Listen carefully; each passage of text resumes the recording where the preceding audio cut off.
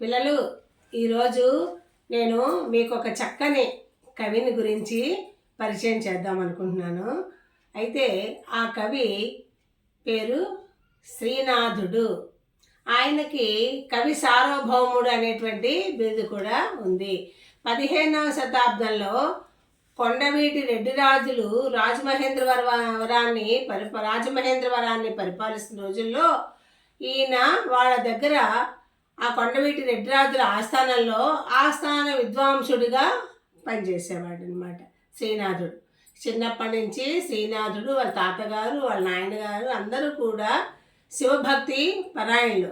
ఇంట్లో శివలింగాన్ని పెట్టి చక్కగా రోజు నిత్యము అభిషేకాలు చేసుకొని పూజ చేసేటువంటి శివభక్తులు, పిలిస్తే పలికేటువంటి అంత భక్తి తత్వం ఉన్నవాళ్ళు, వాళ్ళ కుటుంబం ఆ వంశం అంతా కూడా. ఈ శ్రీనాథుడు రెడ్డి రాజుల దగ్గర ఆస్థాన కవిగా ఉండేవాడు కదా. అయితే ఆయన అన్ని రెడ్డి రాజ్యంలో ఉండేటువంటి ఎన్ని పాఠశాలలు అయితే ఉండేవో, విద్యాలయాలు ఉండేవో అన్నిటికీ కూడా అధిపతి ఆయన.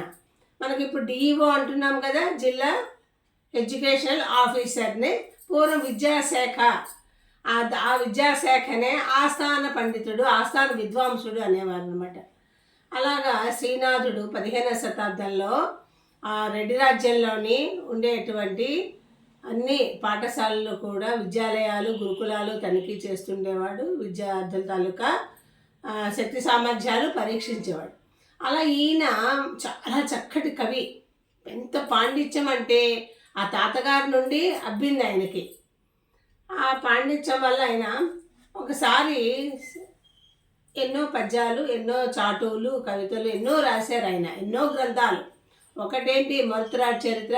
8 సంవత్సరాల వయసు నుంచి కూడా శ్రీనాథుడు మొదలెట్టాడు.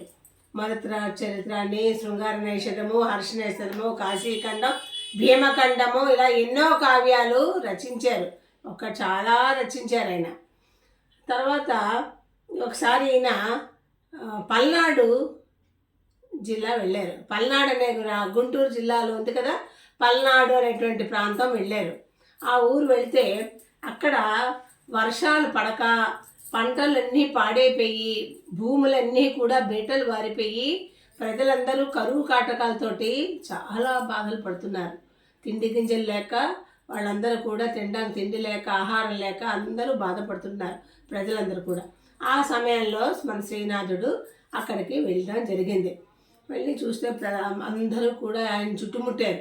కవీశ్వర, ఏంటిలాగా శ్రీనాథ కవి సార్వభౌమ, ఇలా మాకు ఈ కరువు కాటకాలు వచ్చేసాయి, మాకు తినడానికి తిండి లేదు, వర్షాలు పడ్డం లేదు ఎక్కడా కూడాను, పొలాలన్నీ బెటలు వారిపోయి అని చెప్పేసి ఆయనతో తమ కష్టకాలన్నీ కూడా చెప్పుకున్నారు. అప్పుడు ఆయన చూసి ఒక పద్యం చెప్పారు. దాన్నే చాటు పద్యము అంటారు. చాటు అంటే సులువుగా, ఆశువుగా, అప్పటికప్పుడు చమత్కారరహితంగా చెప్పేటువంటి పద్యాన్నే చాటు పద్యము అంటారు. ఏంటా పద్యం అంటే, సిరిగలవానికి చెల్లును తరుణులు 16,000 తగ పెండ్లాడన్, తిరుపమునకిద్దరాన్రా పరమేశ గంగ విడువు పార్వతి చాలున్ అన్నాడు. పరమేశ్వరుణ్ణి ప్రార్థించాడైన. ఏమని? సిరిగలవానికి చెల్లును. సిరి అంటే సంపదలు, డబ్బు. సంపదలు ఎవరి దగ్గర ఉన్నాయి? పరమేశ్వరుడికి, శ్రీకృష్ణ పరమాత్ముడి దగ్గర ఉన్నాయి. కాబట్టి సిరి సంపదలు ఉండేవాడికి శ్రీకృష్ణుడికి ఎంతమంది భార్యలు అంటాం మనం? 8 భార్యలు అంటాము. 16,000 మంది గోపికలు అందరూ కూడా ఆయన చుట్టూ ఉండేవారు ఎప్పుడుని. అందుకని సిరిగలవానికి చెల్లును తరుణులు 16,000 తగ పెండ్లాడన్, తిరుపమునకిద్దరాన్రా. తిరుపము అంటే బిచ్చగాడు. ఓ పరమేశ్వరుడా, నువ్వు బిచ్చగాడివే. ఎందుకంటే నువ్వు నీకు ఉండడానికి ఇల్లు లేక కైలాసం అనే బండరాయి మీద ఉన్నావు, కొండ మీద ఉన్నావు. కట్టుకోవడానికి వస్త్రాలు లేక పులి చర్మాన్నే, గజ చర్మం కట్టుకున్నావు, పులి చర్మాన్నే ధరించావు. వేసుకోవడానికి నగలు లేక నాగుపామునే మెడలో అలంకారంగా ధరించావు. చంద్రుణ్ణి నెలవంకలాగా పెట్టుకున్నావు. కాబట్టి ఇంకా గంగాదేవిని కూడా నెత్తి మీద ధరించావు. కనుక పరమేశ్వరుడా, ఇక్కడ ఉండేటువంటి ప్రజలందరూ కూడా వర్షాలు లేక నీరు లేక ఇబ్బంది పడుతున్నారు, దాహార్తులై ఉన్నారు. కాబట్టి ఈ నెత్తి మీద ఉండేటువంటి ఆ గంగమ్మ తల్లిని ఈ నేల మీదకి పంపించు తండ్రి అని వేడుకున్నాడు. అంటే వర్షాలు పడేట్టుగా చేయి తండ్రి అని ప్రార్థించాడు. అంతేగాని శ్రీకృష్ణుడికి 16,000 మంది భార్యలు ఉన్నారు, గోపికలు 16,000 మంది గోపికలు, 8 భార్యలు 8 భార్యలు ఉన్నారు. నీకెందుకయ్యా ఇద్దరు, నువ్వు బిచ్చగాడివి అని ఎవరైనా సరే భగవంతుడిని మనం అనగలమా? అనలేం కదా. అయితే పరమేశ్వరుడా, నీ అర్ధ శరీరంలో అర్ధనారీశ్వరుడుగా ఉన్నావు, నువ్వు అర్ధభాగం పార్వతీదేవికి ఇచ్చేసావు కదా. నెత్తిన ఆ గంగమ్మ ఎందుకు?